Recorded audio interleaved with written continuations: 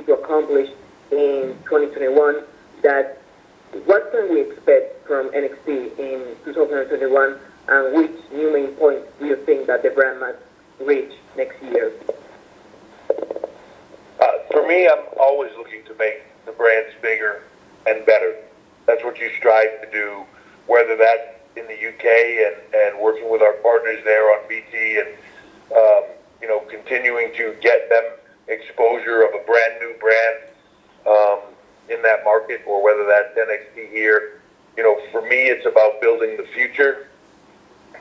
That's always the biggest thing that we do. It's about moving forward to that future. When you see it tonight with a lot of new people on the show, a lot of fresh faces, a lot of people pulling into their first or second or so takeovers, but just fresh faces moving forward and having new exposure and new opportunities and new chances.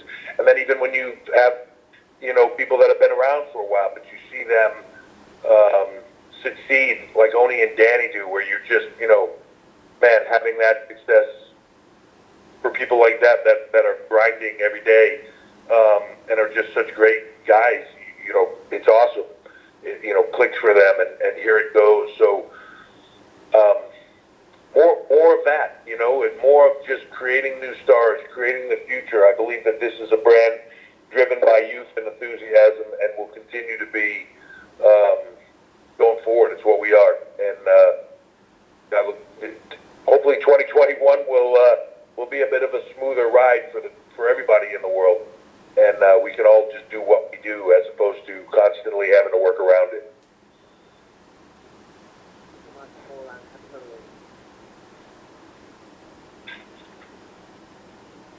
Thank you, and once again, that's *1 for questions, and we'll now move to John Alba with Central Florida News 13. Well, thank you so much for taking the time. Thank you, hey, John. as well. Great show, as always. And for me, when I watch this, Pat McAfee is the standout. And it's pretty incredible to see him elevated in the way that he's been so far. I watch him and I see top guy potential in someone like him. What can you say about his ascension and what his ceiling is? And does it make you guys evaluate how you go about tailoring the system? Because here's a guy who came in with very limited training in your system and has found himself at the top of the card succeeding. Yeah, look, I think that people, it's funny what Pat puts out and what he doesn't, and what he says and he doesn't. There are certain people that are just naturals to this. You've seen it over the years, whether it's a Ronda, whether it's a Kurt Angle, and somebody like Pat. Now, saying this will take nothing away from Pat, because what he has done has been absolutely amazing. But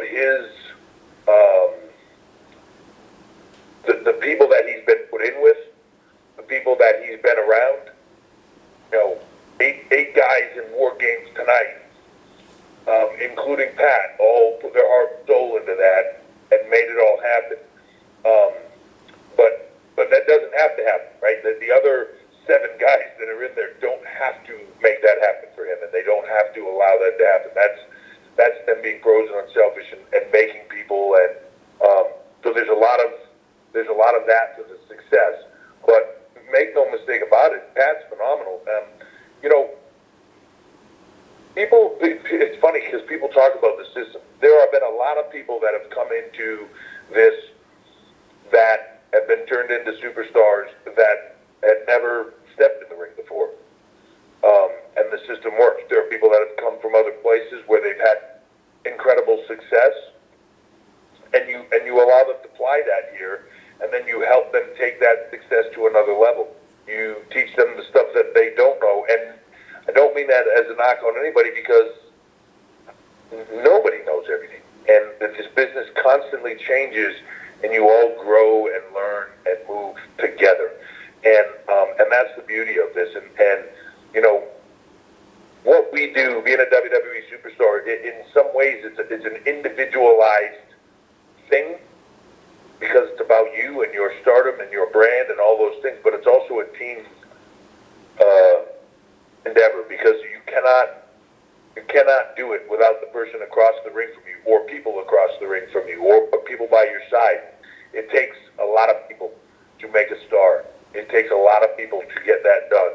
But first and foremost is the person doing it. So again, my hat's off to Pat. I don't know that I've seen anybody have a beginning two-match run and the microphone skills, the promo skills, the character, the everything. You know, he's a natural at it. We say a lot here in the system that one of the hardest things to do in the business is to be yourself. And Pat came in here knowing who he was and how he wanted to be. Like, he just came in here and was just him. He's one of the most amazing people in that his confidence level of walking into something that he's an outsider in, even though he's loved it his whole life and it's what he's always wanted to do his whole life. And most people don't know that, but that's the truth. When he gets here, he's an outsider. And to be able to still resonate that confidence and be yourself is an unbelievable skill set, and he has it, and then some. Thank you very much. Great show tonight. Thank you. We'll now move to Christian Bruns with Power Wrestling. Hey, Paul, once again, a great show with great performances tonight. And over the course of the year, I think we've seen some great improvements. Guys like Damian Priest, Gary mentioned him earlier on, has really improved and really found his own in NXT. Rachel Gonzalez was great tonight, has made great strides. So with 2020 now coming to a close, and I know you don't want to leave anyone out, but who's on your list for most improved in NXT in 2020? Oh my gosh, would that be hard? Again, like I said, we just talked about Pat McAfee, right? But how do you say anybody hasn't had a better run than that in 2020? Then you look at Rascalz Gonzalez. You look at Shotzi, Blackheart, over the last few months. You know, that list is long and it's deep of the people. You see somebody like Ruff come in here, and he just in the short period of time that he's been here, I've watched him grow. It's hard to put into words, like just seeing him kind of walk in the door nervous and scared and have a certain skill set, and then see him, his psychology, his understanding of that prove that he's such a great guy, and to see him have success right out the chute. And then you see guys like Danny and Oni that have had the skill set but able to put the pieces all together, and all of a sudden they're part of promos and they're part of skits, they're part of all these other things that are happening that they're just knocking it out of the park. I don't know that they had that ability 2 years ago. You know, so it's across the board, that level, and to me, that's the stuff that you just see. For us, it's the stuff that you can't see. It just comes across on camera. People like Damian Priest, that their star power is directly related to their comfort level, and how they become comfortable is by the people here getting them into that comfort level and changing them as performers, and them doing everything to do it. So the growth this year and everybody has been amazing, and I feel like a little bit of that's what we've been in, is a growth year. But I look at the talent roster now, across the men, across the women, across all of it, it's deep, and it's getting deeper. And, you know, behind the stars that are shining right now is a whole other group that I can see performing and growing every day that will be right there, you know, waiting for their shot in that spotlight. So it's an exciting time.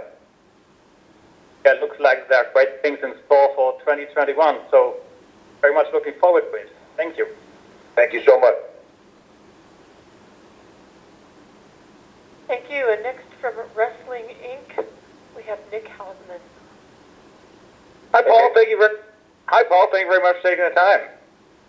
Sure, thank you. I wanted to ask you about the new Performance Center class. You guys have some great new talent there. Big fan of the Sauce Alex Zane, but a couple of the Rascalz as well. I was wondering if you could talk about why you did not sign Trey Miguel, or if you guys are possibly looking to bring him in and reunite all the Rascalz together?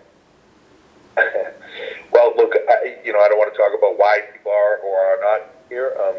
Obviously there's a lot that goes into all of that, but for me, the people that do come here, it's seeing the heart and passion. That really comes down to a lot of it. This is a really it's a passion business. You have to be all in. You have to be invested in this, every bit of you. And sometimes I see people that have been in it a long time, and it shows that they've been in it a long time. And I don't know, sometimes that passion isn't there. I see people that are new to it, and sometimes I see they like this, but it's not everything to them.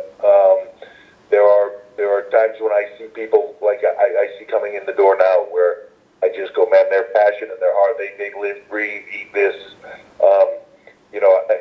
When they're at the PC, every time I see them, there's a huge smile on their face. It's like the greatest day of their life, just being in the doors and training and getting in the ring with people and learning. So those are the people we want here, and that's not to say anything about any of those names I mentioned, other than the people that are here because of that heart and that passion. So, like you said, the future's bright. There's a lot more coming in behind them, and whether that be people that have been in this business for a while, or whether that be people that have been dreaming about this their whole lives, and now's the time for them to walk through the doors and try to live their dream. I want to give the opportunity to all of them, and that's what this is about. So you're going to see people who you've never heard of, you've never seen walking through these ropes, and you're going to see people that you've heard of, and you're excited to see what they can do next in their career. So we're going to make them all stars, hopefully. Cool. Thank you, Paul. Thank you. Next, we'll go to Alistair McGeorge with Metro UK. Hey, Alistair. Hi, Paul. How's it going? Good. How are you? How are you doing? Yeah, not too bad, thank you. Great show as always.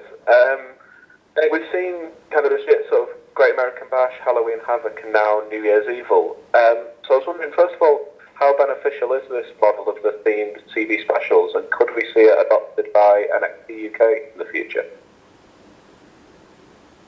Yeah, sorry. I was drinking.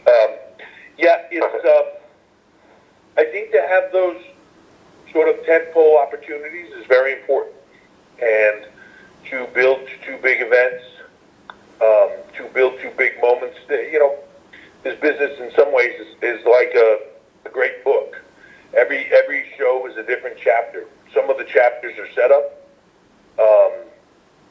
for other big chapters, and you have to have those big delivery chapters throughout, and that's what you look at doing in this. And I think, you get to War Games having a particular flavor to it, and then you get to the other side of New Year's, we'll have New Year's Evil, we'll have another takeover behind that. It gives you those tentpole events to build big things, to continue to deliver on stuff on a week-to-week basis, but to build the larger storylines where you can get that delivery on a different level. Is that something that we would look to do in the UK? Absolutely. For us in the UK,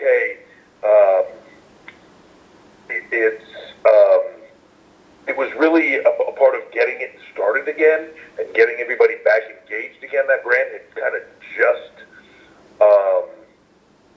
gotten rolling, when it all kind of pulled back. So it's about getting people comfortable with the characters again, people comfortable with the storylines again. I'm a big fan of that brand. I love the style. The Heritage Cup, to me, is awesome. Kaylee Ray, Piper, Walter, Ilya, Tyler, just, there's so many talents over there. Devlin, just amazing talents. The Coffees, there's so many, and yes, absolutely, that's where we want to get them going. We want to be able to build that brand into a global brand as well. Just a little difficult in this time frame, but we'll definitely head down that road, and for sure you will see more of that in the future across all of it.